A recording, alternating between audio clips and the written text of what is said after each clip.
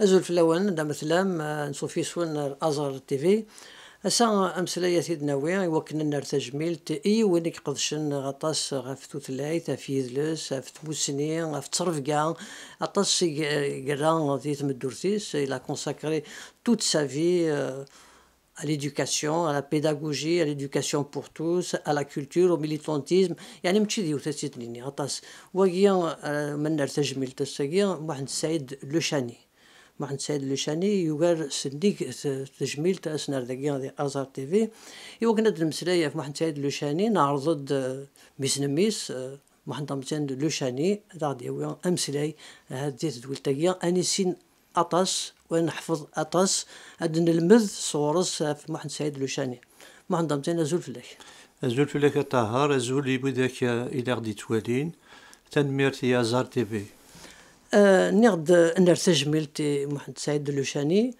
جديك طون غران بير ني طون غران بير شتي قش داطاس وثبور داطاس الحوايج تسكفلض الدنيا ذاك الروج داغ دبيض محمد سعيد لوشاني اي غريت ني القديشه كالي لا موتيفاسيون بور سو ترافاي كولوسال كو تي انتربري ميرسي كطاهر القديشه ميكاد سيمبيد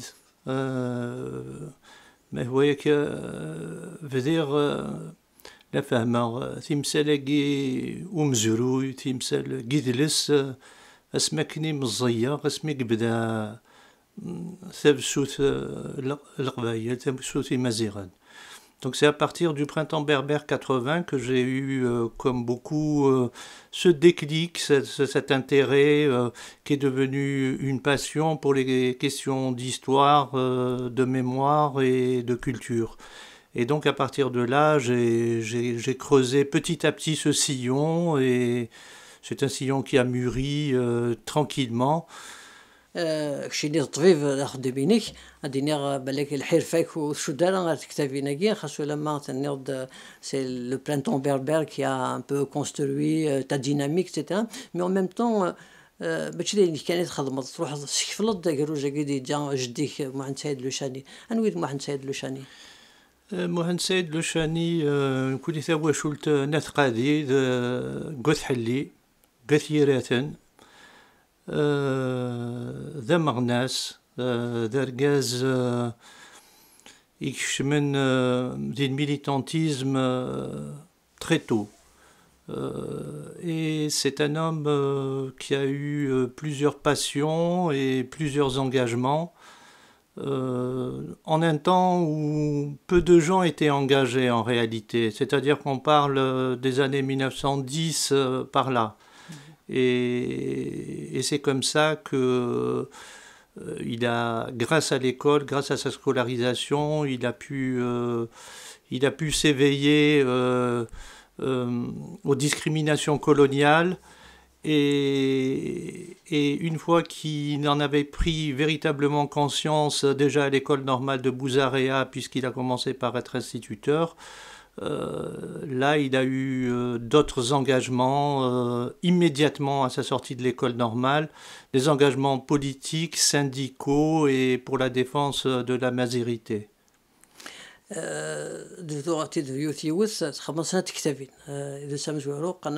Bon usage de la pédagogie.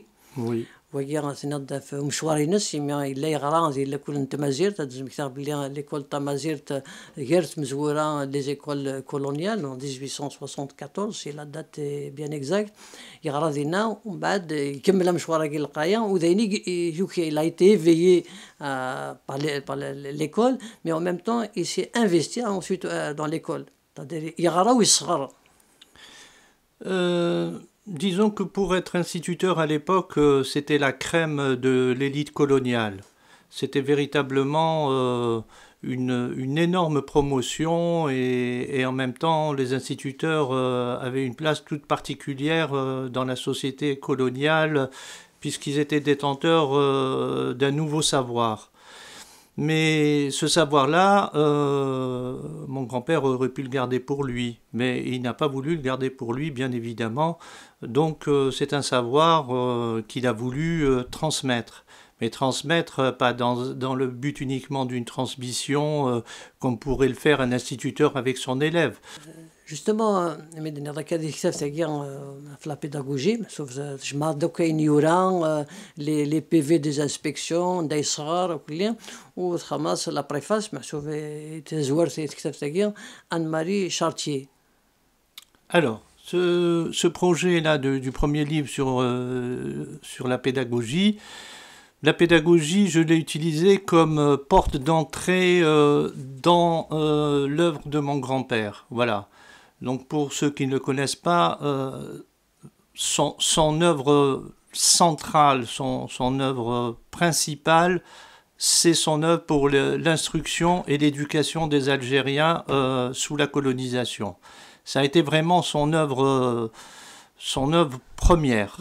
Hein.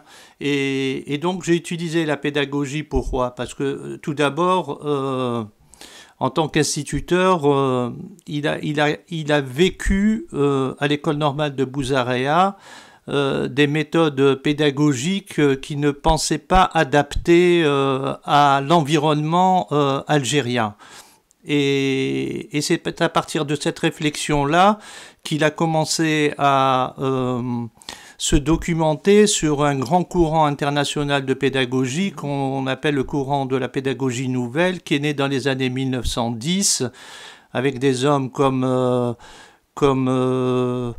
Maria Montessori, Célestin Freinet et d'autres. Et donc il a voulu transposer ces méthodes pédagogiques novatrices à l'époque pour les petits Algériens afin de les mettre sur le même pied d'égalité que les enfants de colons.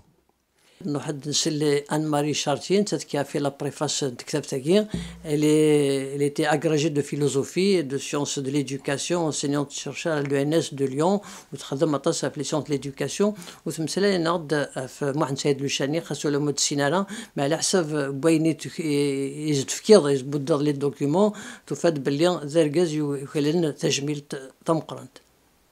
Moi ce que je suis frappée, c'est un généraliste. C'est-à-dire que non seulement, il a trouvé une manière d'être totalement conforme aux instructions officielles.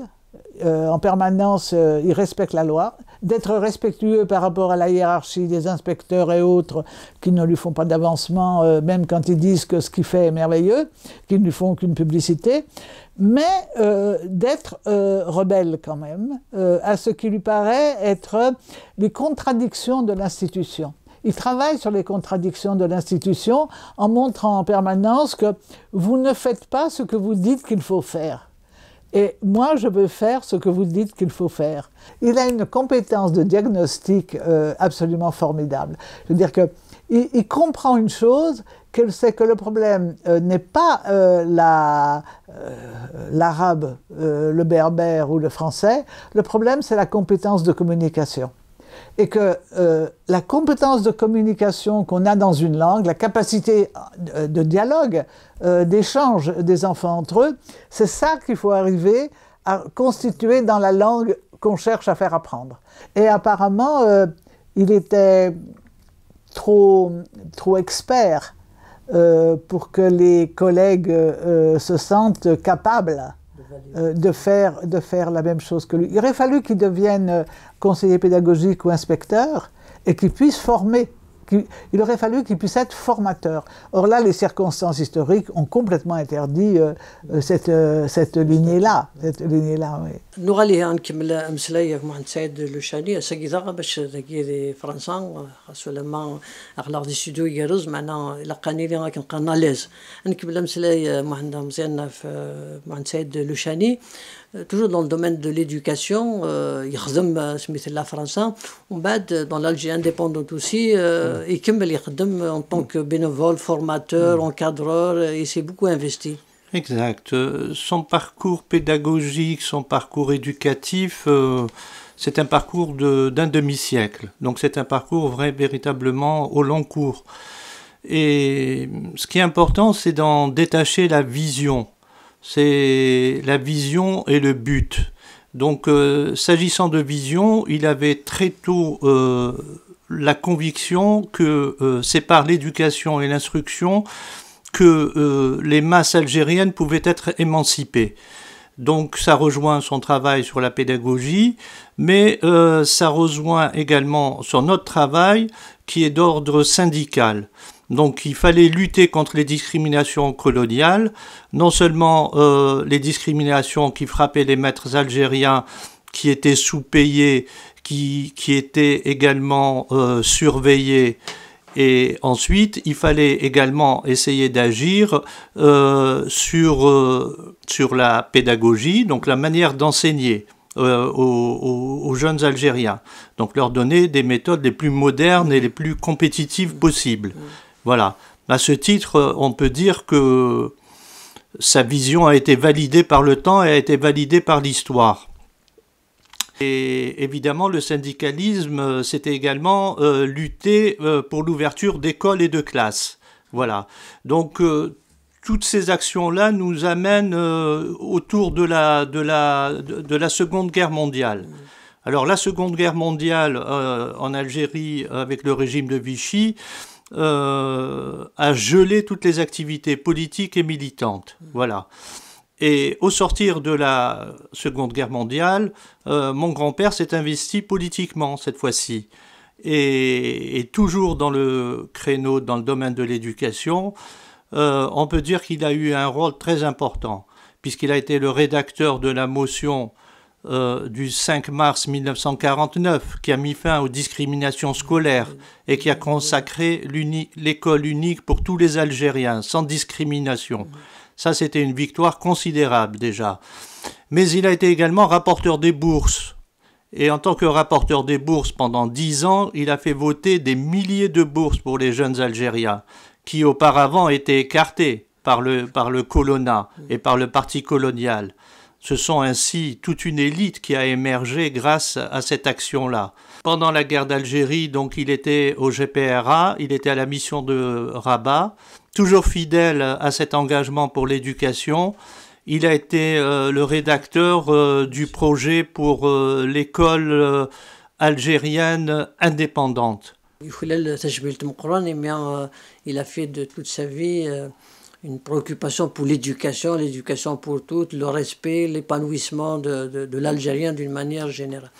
نروح ريجن رواد حلي نتاع ذكرى توفني وين نسقسد دينا كراق مذن نزار ذا شوغ دبوين في معتاد لوشانية أما أرزقي حمودية محند لابشري غادي مسلايين يعني خلظنت محندي غرا غرس ليكول تمازير أرزقي يخلظيت لي ديرنيير زاني دو سافي دونك هذا غادي مسلايين في محمد سيد لوشاني.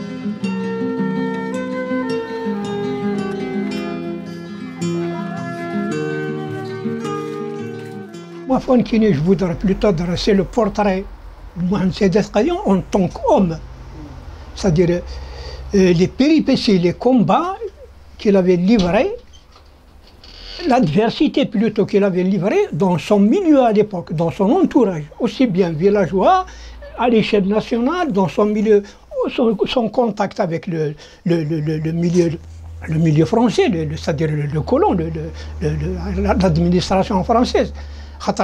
Mohamed Saïd Qadi, ce que j'ai appris chez lui, parce que c'était une bibliothèque.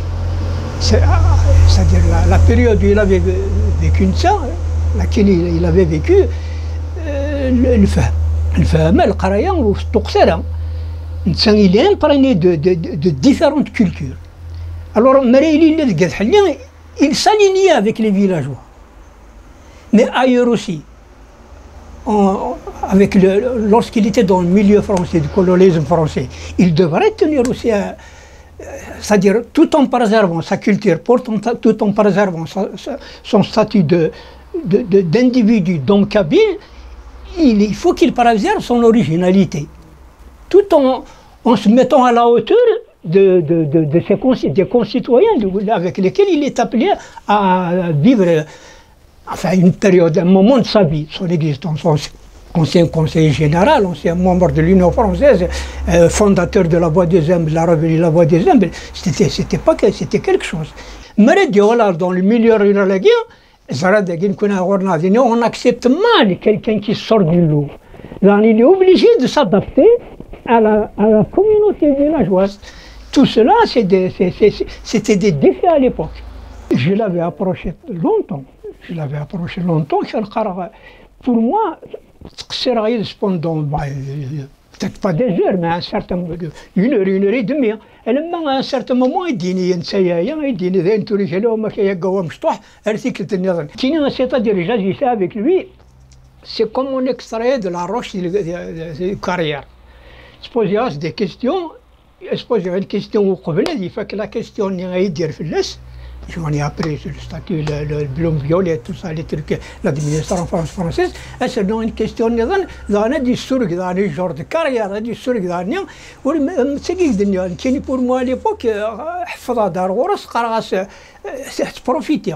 Parce que je sais qu'il n'est pas éternel, déjà à un certain âge avancé, on n'a pas pu sauvegarder à temps les bonnes choses, c'est-à-dire les valeurs intellectuelles. Parce que nous avions beaucoup à apprendre cette dernière année. La commune d'Urgène, c'est un symbole de l'éducation, la retenue politique. Et moi, je vous imagine un petit peu, dans les années 1920, 1900, c'est un intellectuel. Je l'ai eu comme enseignant au CE2. C'était un enseignant qui faisait bien son travail, mais surtout qui nous donnait pas mal de conseils. Dans sa classe, M. Le Chani était un enseignant qui faisait son travail correctement. C'est ainsi qu'il n'a pas cessé d'œuvrer, d'abord pour ce qui est de l'enseignement, pour l'unification de l'enseignement, ensuite pour l'ouverture d'écoles. Et c'est lui qui a été, en fin de compte, l'initiateur de la création de l'école de filles qui, malheureusement, n'a pas ouvert ses portes comme il le pensait, puisqu'elle devait être réquisitionnée par les militaires vers les années 1956. Je me souviendrai également de M. Le Chani, de ses rencontres avec M. André Picard, un professeur de la faculté de lettres d'Alger. Il s'est investi dans la recherche sur la langue amazigh. Je le revois encore avec M. Picard, assis à l'ombre des oliviers de Tesguers, et c'est ensemble qu'ils ont travaillé, et je crois qu'ils ont produit quelque chose, à savoir les parlers d'Urgène. زملا نكمل هكايا مسلايا في كتاب تاعي تمزورت في ليدوكاسيون لو بروجي ايدوكاتيف لانستركسيون خاطر انت ثاك غايز لا باز ليبانويسمون وين يغران وين يسنى يهضر وين يصغرن هذا الفايده ياك مقرات ديال الدنيا وناس نار تجميل مع سيد لو شاني سني هو نشتاقي داغن يخدم في زوران في يدلس في توثلايث اطاس يقدرش اطاس ينوضا اطاس يقلب مزيان يخمد تكتب في السنات وما يقارن écrit berbère en fragments et différents دي باريا تكتب تاكي يجمعد اين كي يخدم جديد اين يقلب اين ديجا اما دي سفران اما لي بروفيرب اما لي حاله كتشيرين القبايل ومزيان تجميل ايمي كتشيني تصوض خاطر نزرب اللي وكان سوف تكتب ماشي داين سهلن تاعكم تم قرحان مع ناس رياض ليكزيجونس كي لاق الحال دينا خصنا تكتبينا كيا وخلال نتازل دابور سو لا بريزونطاسيون سو ليستيتيك ني هو نشتاقي في الكونتوني نسنت خاطر هذيك روج دي سناتيسات ندوغ على كي تمزوروت اللي تمزوروت سي شتي دي سوفران على ليزيديسيون لي شومان كي مونت خاطر ولا دي فرنسا يوار يعني كنت سوفر تكتب C'est quand même un challenge. C'est un challenge. Les écrits berbères en fragments, donc les éditions Gunther, des Pariens. C'est quoi le contenu globalement? Mais c'est facile. En introduction, donc mon grand-père c'était un homme qui avait une œuvre multiple. Et donc, par commodité, on a été obligé d'essayer de la scinder. Mais il ne faut pas croire que le travail sur la culture berbère de mon grand-père ne rejoint pas également l'éducation. Hein, parce que comment s'intéresser aux études berbères, comment faire des études berbères si on est soi-même illettré, si on n'a pas fait d'école, si on n'a pas été instruit, c'est un non-sens. Donc, ce travail déjà a permis de reconstituer l'itinéraire de berbérisant de mon grand-père, puisqu'il fut un des premiers berbérisants en Algérie. Il fut à l'école normale de Bouzarea où il a découvert les études berbères en 1909, 1910, 1911 auprès de Boulifa. Il a été ensuite diplômé de l'école des hautes études de Rabat en 1919, sous l'égide du professeur Laoust, qui était également un ami à lui. Et puis à la faculté des lettres d'Alger en 1948, où il a eu un brevet de langue kabyle. Donc l'itinéraire étant reconstitué, c'est-à-dire l'itinéraire académique, restaient les textes. Alors, il faut savoir que cet ouvrage-là n'est qu'une partie de l'œuvre berbérisante de mon grand-père. À considérer qu'un berbérisant est un intellectuel qui a un double diplôme et qui a produit des textes. Donc, auparavant, mon grand-père a produit des textes avec André Picard. Entre 1900, ils ont travaillé ensemble entre 1943 jusqu'à 1955 à peu près. 15 ans. Durant 15 ans, ils ont travaillé sur la langue Gathireten, Girgen en particulier. Le livre s'appelle Parler d'Irgen. Texte berbère dans les Parlers des Irgen, 2 tomes, et quelques faits de stylistique berbère dans le Parler des Irgen. Maintenant, pour ce second livre, donc, ce sont des textes dont certains sont inédits, d'autres ont été édités. Certains ont 100 ans d'âge. Ensuite, il y a un volet littérature orale, des proverbes, des contes, des maximes, dont des poèmes également de mon grand-père, et puis des textes de linguistique avec toujours une vision pan-berbère de la langue et de l'identité, c'est-à-dire à l'échelle nord-africaine, et enfin des annexes. Voilà. Donc j'ai eu le privilège de faire la préface. Et il y a Ounat aussi qui a travaillé sur ce livre, Smith Kamanei Zarad. Donc, oui, alors évidemment, je ne suis pas spécialiste du berbère, mais je me suis bien documenté sur le sujet pour faire la préface, sinon je ne me serais pas lancé dans ce travail-là. Ceci étant, professeur Kamanei Zarad de l'INALCO a fait la postface du livre, ce qui lui donne encore plus de relief. Et je le remercie bien évidemment. Qui ont aussi contribué, bien sûr. Justement, cette elle a été présentée à 2 endroits, des Paris, à l'INALCO, l'Institut des langues orientales, il y a eu du monde اللي ساندوا لي نتا كتاب تاعي دخل لي سيناتور تمثلات تلقاي كني لاق في كتاب تاعي لي زيديسيون كينتراكي يعني qui ont accepté qui ont travaillé كيديك pour l'édition هي وداغن الكتاب تاعي on l'a été présenté des périens avec l'association Girgen Toura, un autre public, c'est un autre cadre. Et ben, il y a eu beaucoup de gens, ils étaient passionnés d'abord avec Céline, ou d'Aran, encore une fois, c'est un trésor. Donc, nous voyons les deux présentations du livre écrit berbère en fragments, des périens à l'INALCO, la maison des associations, des périens aussi.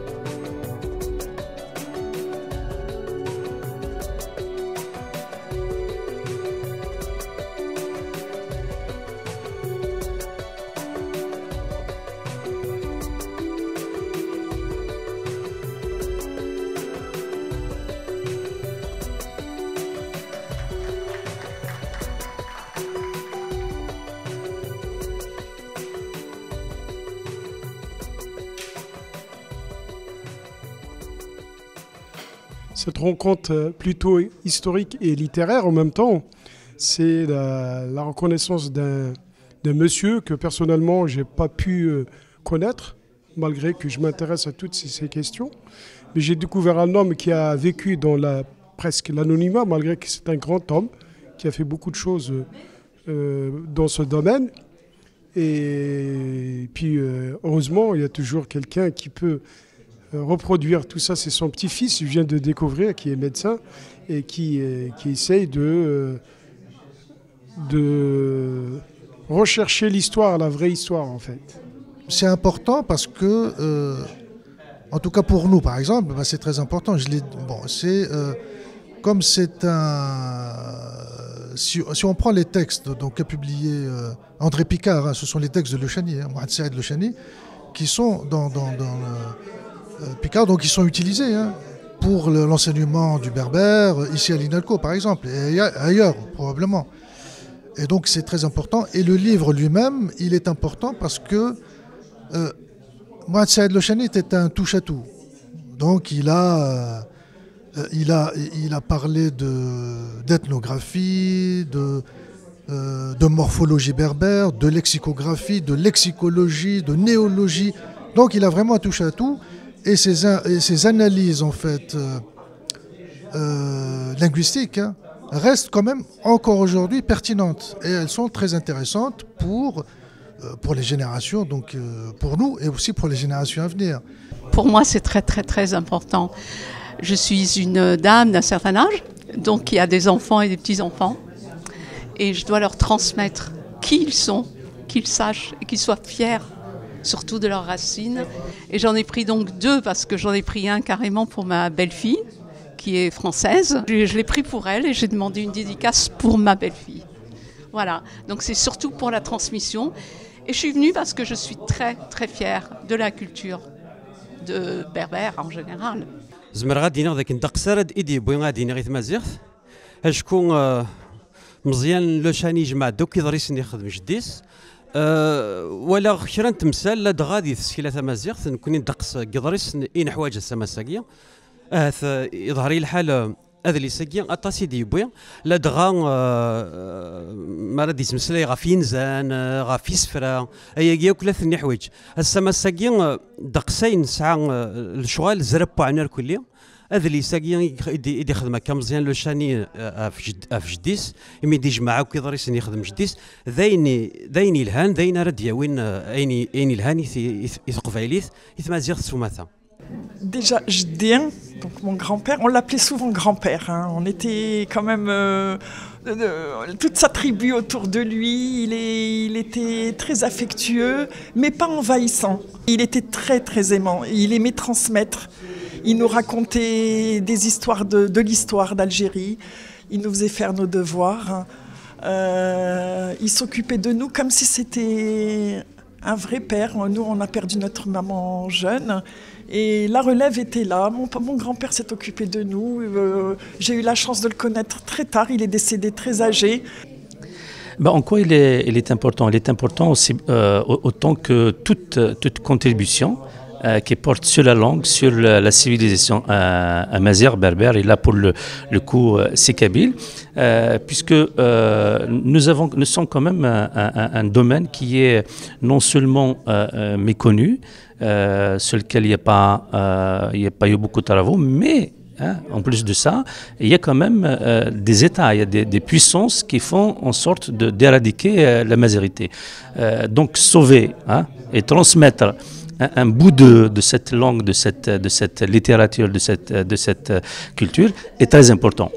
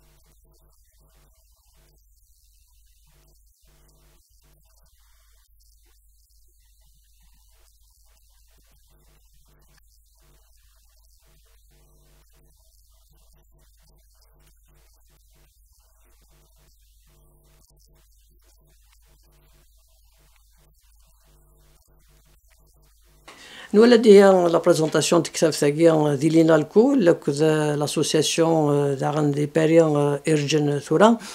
L'ouvrage écrit berbère en fragments, les éditions Guttner. C'est une édition très sérieuse qui n'est pas très connue dans le domaine berbère, mais apparemment tu les as éveillés là-dessus.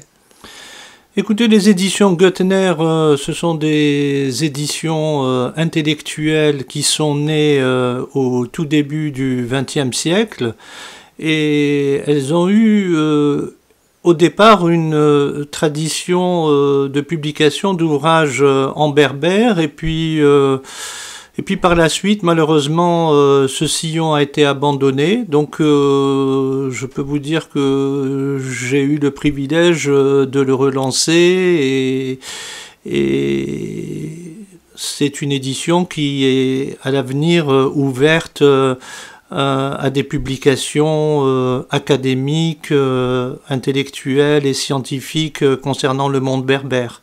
Voilà. Je crois que les éditions هاكيا دي بوينا مسلايت حضر ديال لينالكو وتزرد شو بوزال غاين تفرح سكتبت هاكيا يميلو دنيا يعجبس الشغل هاكيا ويعجبس نتيكتي هاكيا l'idée de se pencher sur le domaine berbère qui pour eux n'était pas une priorité dès le départ mais maintenant ils veulent s'investir là-dessus. Alors écoutez, dans le panel des éditions Guttner, il y avait une longue tradition sur le monde berbère qui a été malheureusement un petit peu interrompue et donc c'est un nouveau départ, réinitié cette fois-ci avec cet ouvrage qui a été le fruit d'une collaboration très rigoureuse, très minutieuse avec Méziane Lechani, le petit-fils donc de Simorand Lechani. Et donc nous avons aussi eu la postface de Naïd Zerad et donc dans la tradition de l'érudition qui est celle de Guttner, nous sommes contents d'avoir fait cette œuvre qui est en même temps l'œuvre d'un grand humaniste et d'un grand pédagogue et en espérant que ça augurera vraiment une ouverture pour le monde berbère et une collaboration avec le monde berbère aux éditions Guttner. Alors, nous avons les éditions donc Guttner et l'écrit berbère en fragments.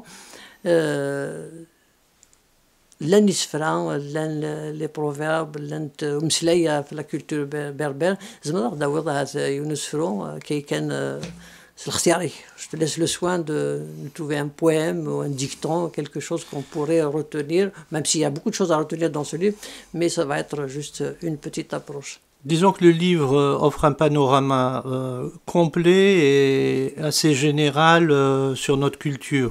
Donc tout le monde pourra épuiser à la fois des informations ethnographiques, des informations sur la littérature orale, sur la langue berbère. Donc il y a de quoi véritablement nourrir le lecteur. Et parmi les textes publiés, il y a 17 poèmes de mon grand-père. Ce sont des poèmes qu'il a rédigés pendant la guerre de libération, quand il était à Rabat, à la mission du GPRA. Alors, on ne peut pas parler de mon grand-père sans parler un peu de politique. Eh bien, je vais vous lire un poème qu'il a écrit sur Ben Ramdan, qui est quand même l'architecte de la révolution algérienne. Ces poèmes ont été écrits bien évidemment en kabyle, donc dans sa langue maternelle. Min slayim muta'abban يكفاش كيفان ولا الدنيا تزلز تفرح تراوتني قجان عطاسي سينان الجبهة دا ينطرز إرقازنا مويدي تيجفان غرنا غعود نكفان يقرد القومة ديانز ذق ماذاغنا ذق يفران إزماونا مرمضان تغثن ينضاسن العز القوم الشعب يكزران خاسي متعبان الحريات فانت فرز. Il y a plusieurs poèmes, il y a plusieurs textes. Salam يوني في un texte أفسايا هذه السيرة تغنيت يوكن تيغر أما ذاك دي فرنسا شي غرزات دي تمورت يمدني ضعبان ذا شيراتن ولا نتا عزوزن أدنف بلي درت كيرجن على عام كيرجن أطاس كيسمون كيساع بعدا في تمازيغ ثما بوليفان ومع تايد لوشاني سلم شاكر أطاس يقلان تربعتني نرزقي حمودي بوسعد حادبي قرباس مبارك عمر قداش لي étudiants de 80 أطاس Est-ce que c'est la région qui a ce style ستيزت طاهر تنميرتيك يمد حيض يوك يسمو ناقي تمورت كيرجن تمورتي ديف كان إنغماسن أف تمازيغ سيزيك أمزورو ديكسن بوليفا سينا كين جدي سينا كين إلا سالم شاكر سينا كين لان لي ميليتون دي زاني 80 رسب وساقي ذا غنيت لان اسماونا عمرا مزيان ذا غنيت نكشوكر يبدأ سيلا كل نيت مازيرت إديلين en 1874 et donc l'école a été un ferment qui a permis l'émergence de cette élite et qui s'est trouvée sensibilisée à la question amazigh, à la question identitaire. Justement, effectivement, M. Le Chani,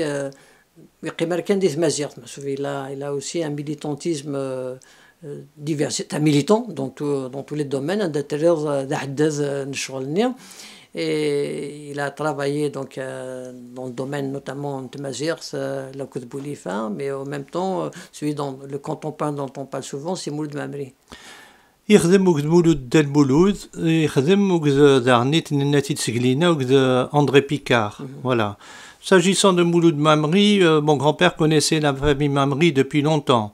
Il a connu le peintre Azwa Mamri à Marrakech en 1918-1920 et puis il a connu également le père de Del Mouloud et donc se sont noués ainsi des amitiés familiales. Voilà, des amitiés et des relations d'estime réciproque. Et donc à l'indépendance, Mouloud Mamri était responsable du cours de berbère. C'était un cours qui était officieux. Et malgré tout, l'État algérien voulait l'interdire et mon grand-père l'a aidé dans ses démarches auprès des autorités pour éviter justement la fermeture de ce cours-là qui était une décision arbitraire.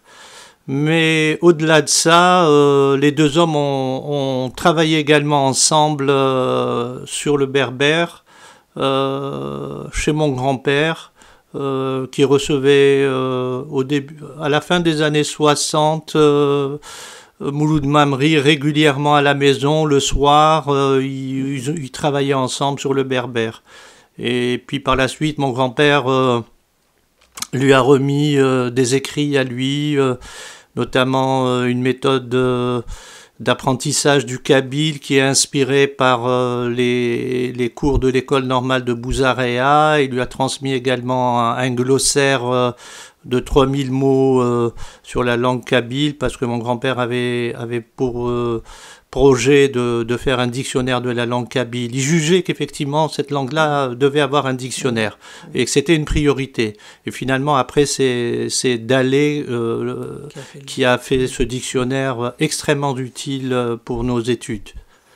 الدنيا نسقسد سي سينا مسنوان عبد الرحمن عرب كنت لك بأرزقي شتو مسلين في مليلي ثاقيا مسيو لاشاني لكذ مامري وذا عند مسيو لكابي ناينغد وخاصوتي السينارا معنا بس يهضرز دطاسة في لاشاني تسمى ويقرأتي ويض يعني ونوث السيناري كي n'a pas eu la chance de le connaître il y a du regret ما توالي ضاينا مشوار برقازاقيا يوكلال تجبيل ثم قرانت هكي عزر بي طاهر الخدمة كنت نخدم on voulait surtout lui donner un caractère scientifique et un caractère intellectuel. Il ne s'agit pas d'un travail de mémoire.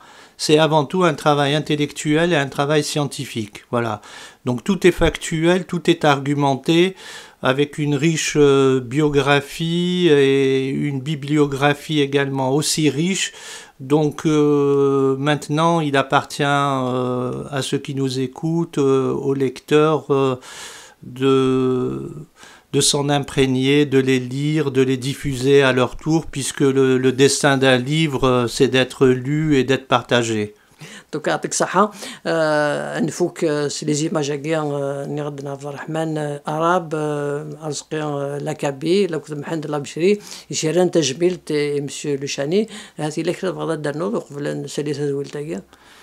Ben, disons que mon grand-père était avant tout un militant.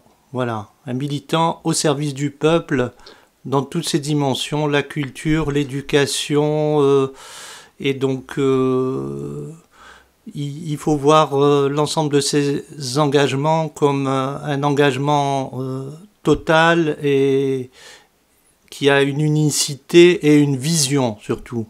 Je remercie tous ceux qui nous ont écoutés. Thanmirti Noun, Thanmirti Katahar, Thanmirti Azar TV.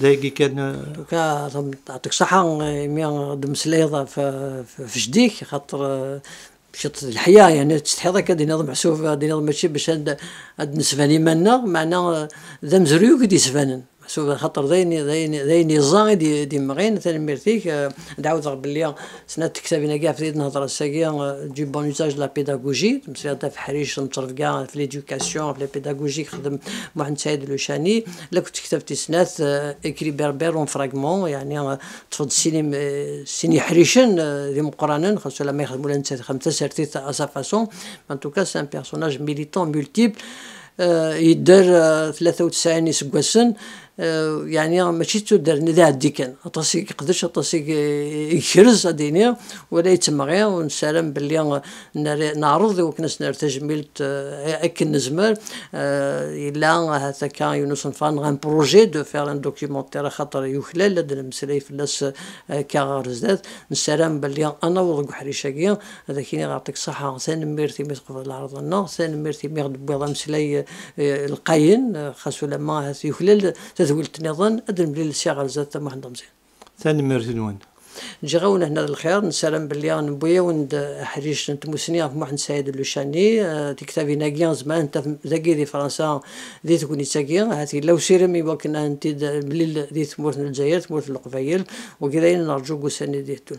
ثاني ميرث وذي لنا لا تكنيك ازار تي في نجي غاونا هنا الخير ارتم لي ديت. Moi je le situe un petit peu dans le sillage de Boulifa et également un précurseur et un contemporain de Mamri. Parce que je suppose que si Mamri l'avait invité à cette espèce de conciliabule presque secret, c'est qu'il avait déjà travaillé avec lui. Donc ça, c'est une preuve de plus de son militantisme en faveur de Thamazir. Pour nous, le Chani d'abord, c'était une notabilité. C'était une personnalité de premier plan. Parce que quand on entendait parler de Le Chani, comme bien quelques autres, mais particulièrement le Chani, nous, c'était d'abord, ça évoque chez nous, la respectabilité. C'était une personnalité respectable. C'était quelqu'un qui pouvait faire beaucoup de choses. Et c'était quelqu'un qui disait des choses que tout le monde écoutait et qu'il répétait. Donc c'était pour nous un peu, si tu veux, une sorte de professeur en tout et pour tout. L'image personnellement que j'ai gardée, c'était évidemment, comme je disais là, c'était une notabilité, un grand de l'éducation nationale et quelqu'un qui avait fait beaucoup pour, évidemment, pour l'école et surtout pour la promotion des indigènes que nous étions, socialement parlant, par l'éducation, par la formation, à travers l'école. Donc, M. Le Chani, c'est une activité multidirectionnelle, enseignant. Il a fait son travail correctement, élu. Il n'a jamais cessé d'être avec son peuple, d'œuvrer pour son bien-être. Je me rappelle également le jour de son enterrement, toujours à l'ombre des oliviers qu'il a fréquentés avec M. Picard. C'est là qu'il repose définitivement, et des personnalités en train de dialoguer entre elles, une personnalité administrative, une autre politique, qui avouait tout simplement qu'il a été leur initiateur et qu'il a été leur maître.